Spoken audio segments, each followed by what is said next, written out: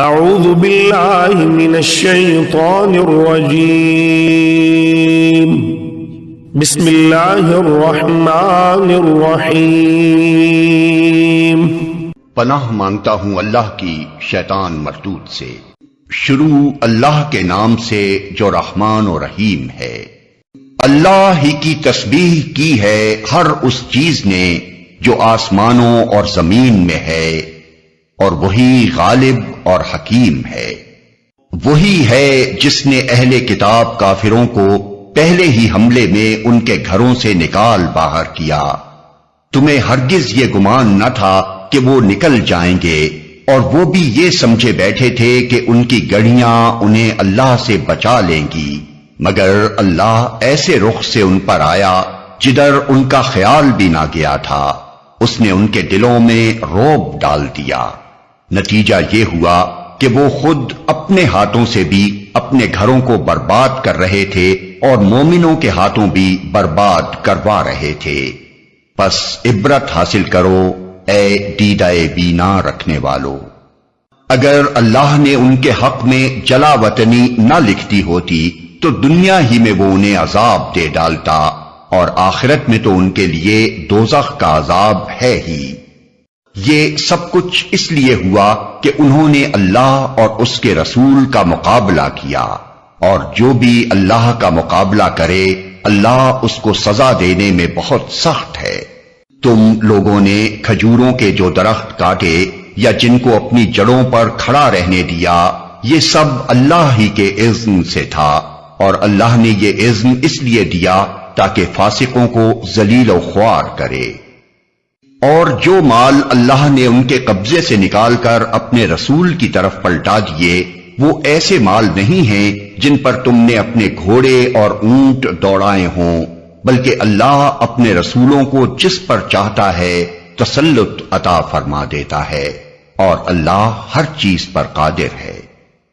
جو کچھ بھی اللہ ان بستیوں کے لوگوں سے اپنے رسول کی طرف پلٹا دے، وہ اللہ اور رسول اور رشتہ داروں اور یتامہ اور مساکین اور مسافروں کے لیے ہے، تاکہ وہ تمہارے مالداروں ہی کے درمیان گردش نہ کرتا رہے۔ جو کچھ رسول تمہیں دے وہ لے لو، اور جس چیز سے وہ تم کو روک دے اس سے رک جاؤ۔ اللہ سے ڈرو، اللہ سخت سزا دینے والا ہے۔ نیز وہ مال ان غریب مہاجرین کے لیے ہے جو اپنے گھروں اور جائیدادوں سے نکال باہر کیے گئے ہیں۔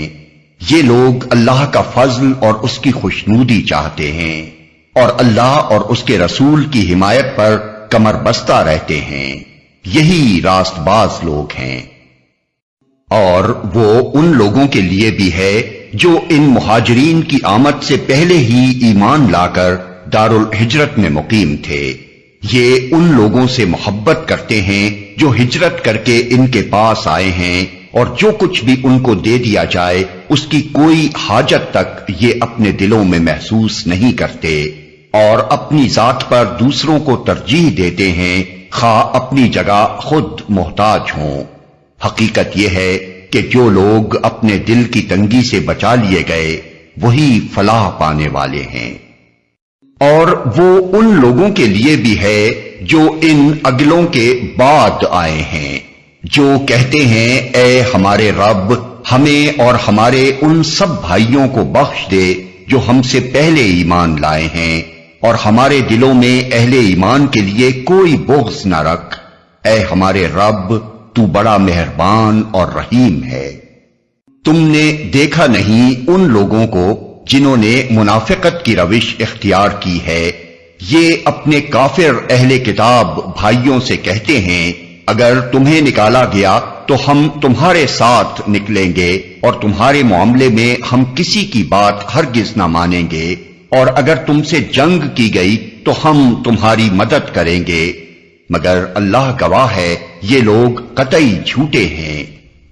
اگر وہ نکالے گئے تو یہ ان کے ساتھ ہرگز نہ نکلیں گے، اور اگر ان سے جنگ کی گئی تو یہ ان کی ہرگز مدد نہ کریں گے، اور اگر یہ ان کی مدد کرے بھی تو پیٹ پھیر جائیں گے اور پھر کہیں سے کوئی مدد نہ پائیں گے۔ ان کے دلوں میں اللہ سے بڑھ کر تمہارا خوف ہے، اس لیے کہ یہ ایسے لوگ ہیں جو سمجھ بوجھ نہیں رکھتے۔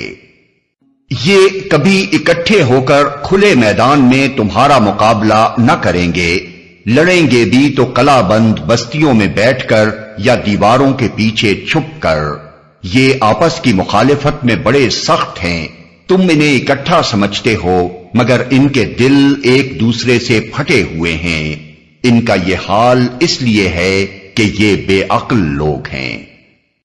یہ انہی لوگوں کی مانند ہیں جو ان سے تھوڑی ہی مدت پہلے اپنے کیے کا مزہ چکھ چکے ہیں، اور ان کے لیے دردناک عذاب ہے۔ ان کی مثال شیطان کی سی ہے، پہلے وہ انسان سے کہتا ہے کہ کفر کر، اور جب انسان کفر کر بیٹھتا ہے تو وہ کہتا ہے کہ میں تجھ سے بری الذمہ ہوں، مجھے تو اللہ رب العالمین سے ڈر لگتا ہے۔ پھر دونوں کا انجام یہ ہونا ہے کہ ہمیشہ کے لیے جہنم میں جائیں، اور ظالموں کی یہی جزا ہے۔ اے لوگو جو ایمان لائے ہو، اللہ سے ڈرو، اور ہر شخص یہ دیکھے کہ اس نے کل کے لیے کیا سامان کیا ہے۔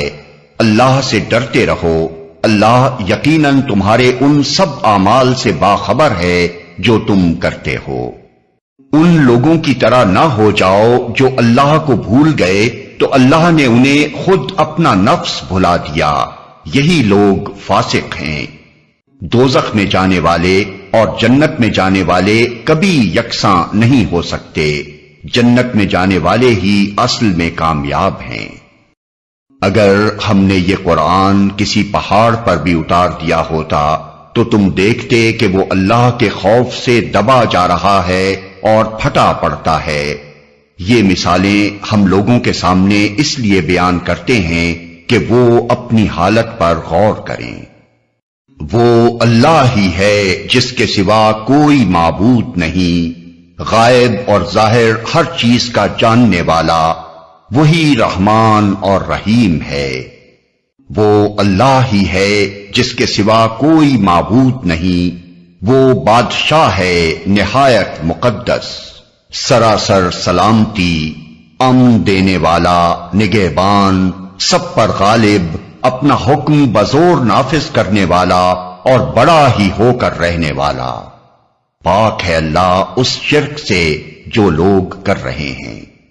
وہ اللہ ہی ہے جو تخلیق کا منصوبہ بنانے والا اور اس کو نافذ کرنے والا اور اس کے مطابق صورت گری کرنے والا ہے۔ اس کے لیے بہترین نام ہیں۔